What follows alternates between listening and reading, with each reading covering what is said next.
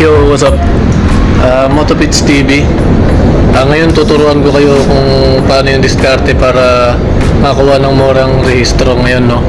Sa panahon ngayon, kailangan natin magtipid lalo na sa mga gastusin. So dati ang binabayaran ko sa pagpaparehistro is wala pang 1,000. And ngayon, alamin natin kung magkano magagastos ngayong update 2025, no? So daan muna tayo sa Cebuana. Siyempre una-unang gagawin natin is maghanap tayo ng murang insurance. Ito yung nakita natin ngayon is Cebuana. Magtatanong tayo dito kung magkano nga ba yung insurance nila, dahil ito yung pinaka number 1 na kailangan natin.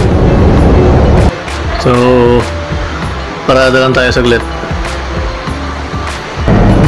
Ayan. Bali, dalawang motor nga pala yung ipaparehistro ko. Isang Click 150 saka isang ADB, no? Kaya dalawang ORCR itong hawak ko ngayon. Papasok tayo ngayon dito sa Cebuana.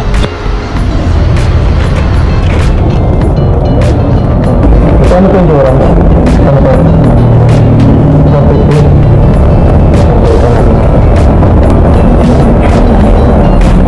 Pag sa LA ba naman, ang dito din ba yung durang? Kasi dito mas mura ba naman? So pumunta naman tayo dito sa sunod na Emlo Villar, yung nakita natin pinakamalapit. So dito nga mga paps, no, dito tayo nakita ng pinakamurang insurance ng motor, 296 lang, murang-mura na yan. Sobrang solid yan, guys. Bali, kung gusto niyo magkaroon ng personal insurance is magdadagdag lang kayo ng 50 pesos.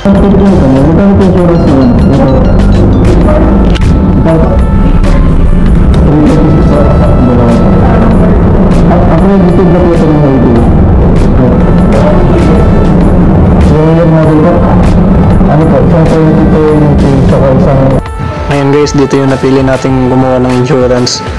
Waiting lang tayo, pinaupo tayo dito saglit. And dalawa kasi yung kukunin nating insurance, dalawang motor, kaya medyo matagal. Mga nasa 15 minutes daw yan. Bali, murang-mura na to, 296. Check natin yan, dito yan sa Batasan lang. Yan, handa lang natin yung pambayad natin, guys, para ready to pack up na. Ngayon, di rin nagtagal, lumabas na yung insurance natin sa vehicle.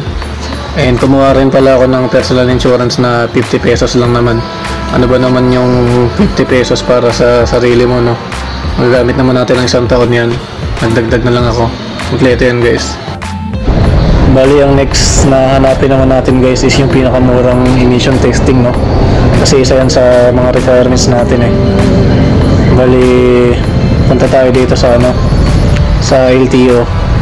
Tips ko nga pala, guys, huwag kayo masyadong lalayo sa LTO na pag-registrohan nyo. Kunwari, dito ako magpaparehistro sa Novaliches. Bali, around Novaliches lang kayo kumuha ng emission, kasi yung ibang LTO hindi ino-honor yung emission testing na galing sa ibang lugar, no? Much better pa rin na dito kayo malapit-lapit. So itatanong natin sa loob ng LTO kung magkano yung emission nila, and magtatanong din tayo sa labas kung saan yung mas mura. Hindi doon tayo magpapa-emission, same lang naman yan. Magkano yung emission? Ha? Oo. Saan ba?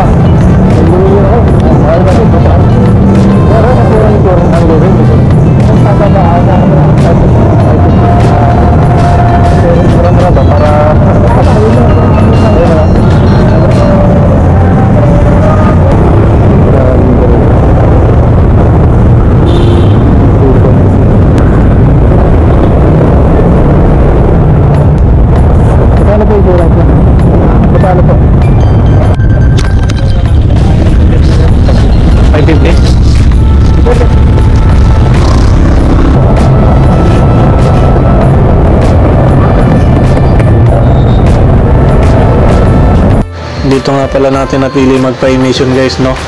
550 daw dito, pero nung nagpa-emission ako dito last year is 400 lang, no? Pero kung may alam kayong mas mura, doon kayo magpa-emission. Dito LTO Novaliches. Ngayon, motor na nga natin yung nakasalang sa emission testing, no? Pero sure naman ako na pasado na yan kasi hindi naman yan nag-uusok. Puro kagat?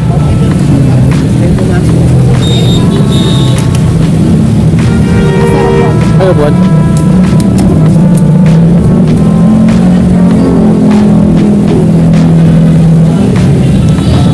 Bali, sabi dito sa emission testing, hindi pa daw na-update yung plaka nito sa papel. Kasi yung plaka nito is last month ko lang nakuha, in 2019 model tong motor ko. So, kailangan natin ipa-update doon sa LTO. Pupunta tayo ng LTO. Dito nga tayo pinapunta guys, no? Dito sa public sa portal support. Bali, mga 10 minutes nga lang dyan is ma-update na yung plaka nyo sa papel and pwede na kayo bumalik sa emission. Ayan, nakuha na nga natin yung emission natin, emission testing result, no? So, pasado naman yan. And next step na, last step na gagawin natin is magpa-register na tayo sa loob ng LTO, no?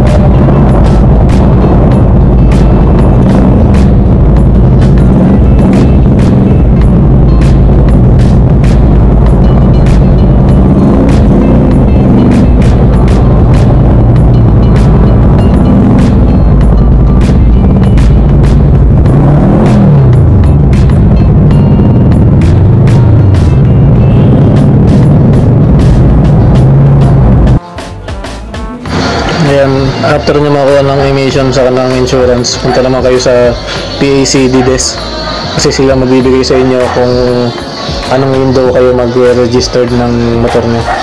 Dito sa port na to is mag-register na talaga tayo ng motor natin, no? Window 14. 14 po? Thank you, sir. Bali, nandito nga tayo sa window 14, no? Waiting lang tayo para sa payment and inabot lang natin doon yung papel natin, yung emission saka yung insurance, pati yung ORCR natin. 318 po. Ay, ito pala.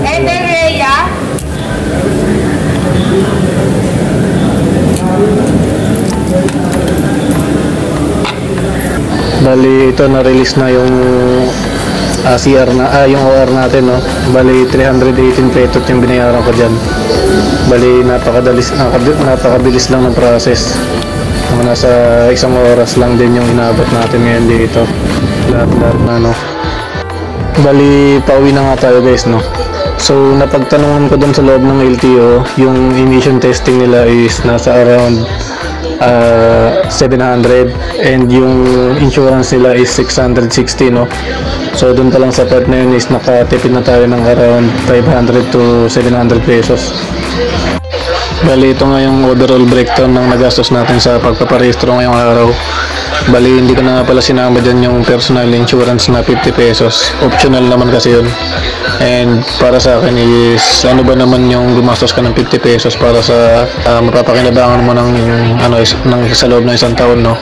So ayun lang guys, kung nakatulong tong video na to, huwag niyo kalimutan mag-like and subscribe. Thank you guys.